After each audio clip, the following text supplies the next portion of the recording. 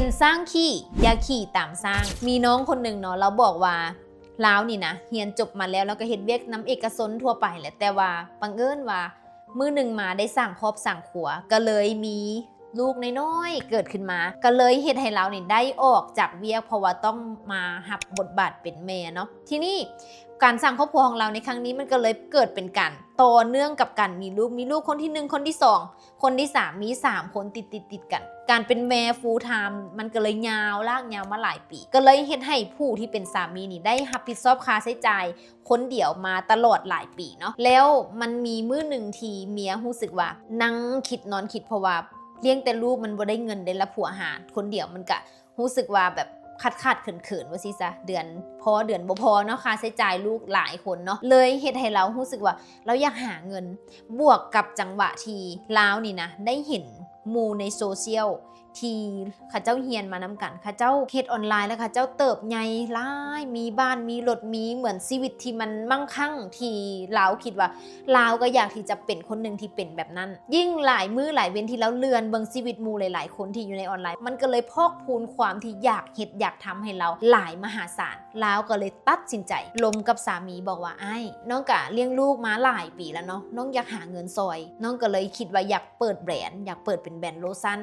ไอ้คิดว่าแนวใดสามีก็เลยถามว่าเฮ้ยเจ้าสิเฮ็ดได้หวะเพราะว่าเจ้ายังบ่เคยเฮ็ดเรื่องพวกนี้เลยเจ้าเลี้ยงลูกมาหลายปีแต่ก่อนเจ้าก็เฮ็ดเวียกประจำเราก็เลยบอกผัวว่าน้องสิเฮ็ดน้องอยากเฮ็ดน้องคิดว่าน้องเฮ็ดได้เราก็เลยบอกกับผัวสิผัวก็เลยบอกว่าแล้วเจ้าสิลงทุนเท่าใดเราบอกว่าสิลงทุน50 ล้านแล้วผัวบอกเฮ้ยอันนี้มันเงินก้อนเดียวที่เรามีเลยได้50 ล้านนี่นะเมียก็เลยบอกว่าเฮาบ่ลองเสี่ยงเฮาบ่เข้าทำเสือเฮาก็สิบ่ได้ลูกเสือได้ผัวเอ้ยผัวก็เลยคิดไปคิดมาผัวกับถ้าเจ้าว่าจังซี่ข่อยก็สิให้เจ้าเฮ็ดสิให้เจ้าเอาเงินก้อนนี้ไปลงทุนแต่เจ้าอย่าเฮ็ดให้เงินก้อนนี้มันสูญทรัพย์ดับทุนได้ผัวบอกผัวแนบท้ายไว้เมียบอกว่าข่อยสิพยายามเฮ็ดให้เต็มที่เมียก็เลยเอาเงินที่ผัวให้เนี่ยทั้งหมดเนี่ยไปลงทุนเปิดแบรนด์พอแล้วเปิดแบรนด์เนาะก็สั่งก็ตามขั้นตอนนั่นแหละซอกโรงงานแล้วก็เทสสินค้าเทสแล้วก็สั่งผลิตตามสเต็ปเนาะทุกคนที่จะเปิดแบรนด์ก็ฮู้กันดีว่าก็ต้องเฮ็ดแบบซอกโรงงานแล้วก็เทสแล้วก็สั่งผลิตมันก็ประมาณนี้เนาะแล้วเราก็เลยฮอดมือที่เราผลิตได้บัดนี้ผลิตแล้วเครื่องมาฮอดเฮือนป้าดีใจค่อยสิได้เป็นเจ้าของแบรนด์ค่อยสิเติบโตค่อยสิโน่นค่อยสินี่ความฝันมันฟุ้งแฮงมันมีแต่ความหอมหวานมันมีแต่ความที่แบบทุ่งลาเวนเดอร์อยู่ในหัวเลยมันมีแต่ความสุขในมือที่สินค้ามาแต่ทีเนี้ยพอสินค้ามาฮอดเฮือนปุ๊บ3 มื้อก็แล้ว7 มื้อก็แล้วเดือนนึงก็แล้วคือว่าขายบ่ดีเหมือนที่คิดว่ามันเป็นแนวใดจะเฮ็ดแนวใดผัวก็เริ่มถามเป็นจังไหนขายได้อยู่บ่เมียก็บอกก็พยายามเฮ็ดไปก่อนมันเฮาใหม่อยู่เมียก็ปลอบใจผัวเนาะแต่ที่จริงเนี่ยในใจเมียกับเศร้าบ่สร้างที่จะบอกผัวว่าค่อย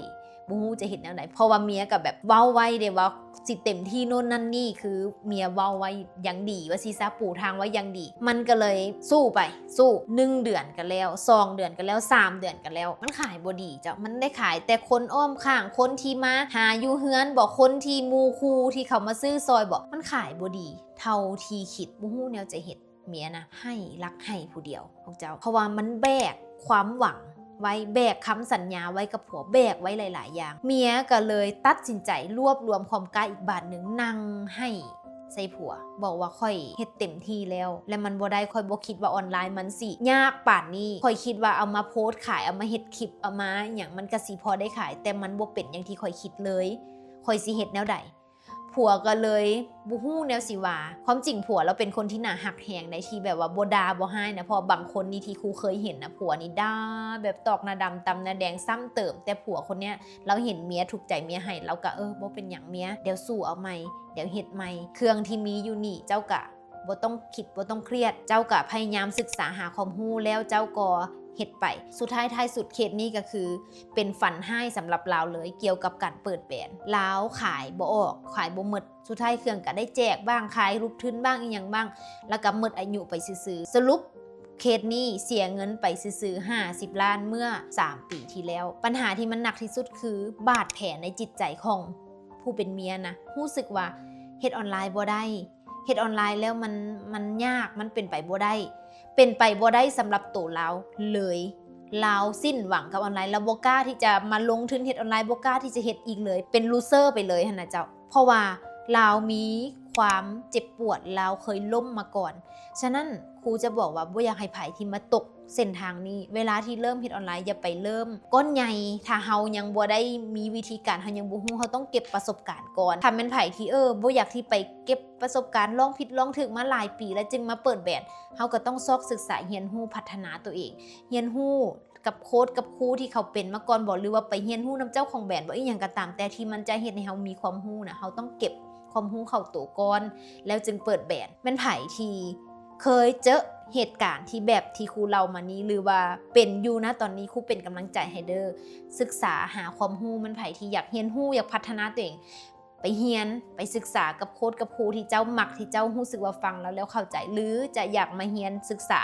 พัฒนาตัวเองกับครูตุกตาก็ได้ครูมีหลายคอร์สบ่ว่าจะเป็นคอร์สยิงแอดคอร์สสร้างตัวตนคอร์สเฮ็ดคอนเทนต์ตัดต่อวิดีโอมีหลายฉะนั้นไผที่อยากพัฒนาตัวเองพิมพ์เข้าว่าสนใจใต้คลิปนี้หรือว่าทักเข้ามาสอบถามรายละเอียดคอร์สเรียนกับแอดมินได้เลยสำหรับคลิปนี้ครูลาไปก่อนแล้วเจอกันใหม่ในคลิปหน้าสบายดี